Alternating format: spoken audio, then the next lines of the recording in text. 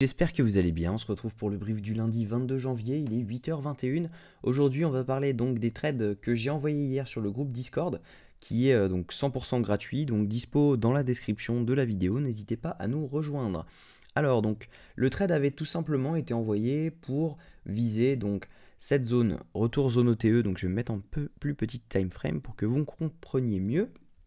Alors donc ce trade a été envoyé donc hop pour marquer donc tout simplement ce choche et un retour zone OTE là-dedans. On a également un retour de la trendline daily qu'on a depuis un bon moment. Donc là, on avait simplement fait une mèche dessous. Là, on est revenu donc zone OTE. On avait également un FVG qui se situe, si jamais ça veut bien charger, alors ça ne charge pas. Ok, donc on avait un FVG juste ici. Donc tout simplement c'était intéressant de venir le chercher. Donc maintenant le plan ça va être de venir chercher ces liquidations qui sont ici. Donc sous forme comme ça, maintenant on verra comment ça rebondira quand on sera dans cette zone OTE de ce mouvement. Donc ça peut être intéressant de voir ça à court terme, mais je pense que voilà, on peut avoir marqué un bottom sur BTC potentiellement, on verra. La target donc ce serait les 45 693 pour ce trade. Alors au niveau donc des news économiques, cette semaine, ça va être chargé. Donc on n'aura pas grand chose lundi, mardi. Simplement jeudi, on va avoir donc la décision de la BCE sur les taux d'intérêt. Donc ça va être très impactant pour l'euro USD. Ça va être très peu impactant pour les marchés US et les marchés crypto. Mais ça va être bon à savoir si jamais vous avez prévu d'investir en immobilier, etc. Donc ça va être très bon de le suivre. Si jamais vous avez prévu d'acheter une maison, un appartement, des choses comme ça, même une voiture pour les taux.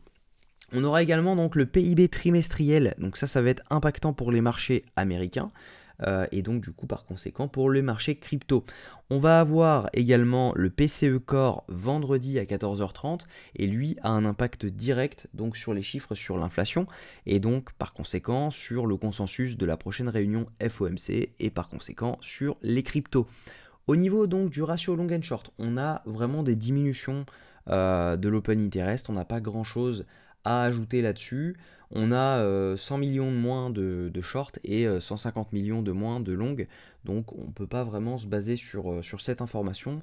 En revanche, on peut voir que donc au niveau de l'open interest, on avait une hausse donc à peu près tout le week-end, avec une hausse du funding en même temps. Donc ça veut tout simplement dire que on a du long qui s'est ouvert ici, ici, ici, ici, ici. Ok. On est venu les chercher, on les a liquidés. On voit que l'open interest a fait une mèche plus basse que là on a démarré. Donc tout simplement on en a liquidé pas mal et un peu plus encore. Et depuis ce matin, 4h45 du matin, on a le funding qui descend, l'open interest qui monte. Donc qui stipule tout simplement que là on a du short qui est en train de s'ouvrir. Donc pourquoi pas maintenant venir le liquider un peu à la hausse. Donc au niveau des liquidations, on va voir tout simplement ces shorts qui se sont ouverts sur les dernières 24 heures. Leurs liquidations sont entre les 41 400 et les 42 275. On en a un peu au-dessus, mais bon c'est surtout ce pic de liquidation qu'il faudrait venir chercher. Et puis tout simplement vous dire que si jamais on regarde ça en une semaine, on a clairement des liquidations qui sont à la hausse. Donc on pourrait avoir un rebond, ça ferait sens de venir les chercher au moins jusqu'au 44 800 sur ce qui s'affiche ici. Si jamais on regarde sur un mois, on a pareil pas mal de liquidations à la hausse qui montent, on en a même jusqu'au 50. Et si jamais vous voulez un truc encore plus parlant pour savoir si jamais les liquidations sont plus à la hausse ou à la baisse, je vous invite à regarder la liquidation map. Et donc voilà. Donc là sur un jour, on voit clairement que c'est des liquidations short à venir chercher. Donc on en a pour 300 millions si jamais on va à 43 500.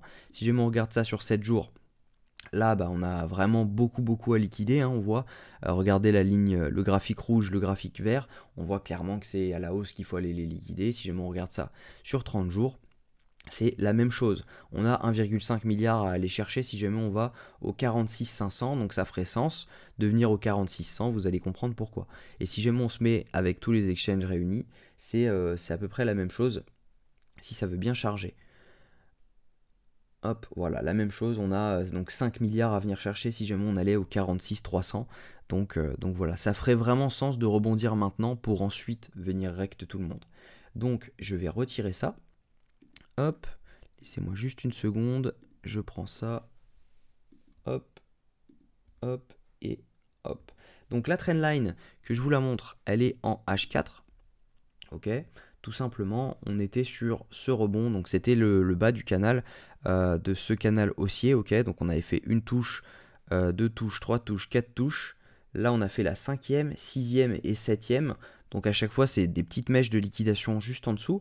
Et c'est important pour pouvoir repartir. Donc là, c'est plutôt clean pour moi. Si jamais on laisse cet equal low, on viendra le chercher à un moment, c'est quasi sûr. Mais voilà, on a un equal low ici. Il faut vraiment y faire attention parce que tout simplement, bah, on peut très rapidement venir dessous. Si jamais on commence à venir là, le titiller, on peut revenir dessous et ça peut faire une mèche liquidatrice assez grosse parce qu'on a énormément de stop loss qui sont placés dessous. Mais voilà, ça ferait sens vraiment de rebondir maintenant, de venir chercher cette zone-ci pour vraiment poser un top. Ok, et ensuite on dump vraiment pour venir chercher. Donc l'idéal serait de venir chercher la zone des 0,618 de tout ce mouvement. Donc ça serait vraiment cool. Et donc du coup, ça nous donnerait rendez-vous dans les 33 000 $, ce qui représente les liquidations qu'on a lorsqu'on regarde la carte thermique en 3 mois, si je ne dis pas de bêtises. C'est peut-être 6 mois maintenant. Hop, donc je vais la faire charger. Donc voilà. Voilà ce qui pourrait se passer pour les prochaines 24 heures. Moi, je pense qu'on est proche d'un rebond. En revanche, si jamais Wall Street nous refait une ouverture dans le rouge, comme il est en train de nous donner l'habitude, je pense que je vais laisser quelques jours sans trader pour voir vraiment les ouvertures Wall Street, savoir si elles sont vraiment manipulées pour dump le marché, ou si jamais c'est vraiment que c'est de la technique, et tout simplement ils veulent retracer ce mouvement, ce qui me semble un peu bizarre étant donné qu'ils ont déjà commencé la commercialisation de l'ETF. Si j'avais été eux, je l'aurais dump avant. Donc assez étrange, mais voilà. On a fini pour aujourd'hui. Je vous souhaite une très bonne journée. Si cette vidéo vous a plu, je vous invite à liker, commenter et vous abonner. On se retrouve demain à la même heure. Prenez soin de vous.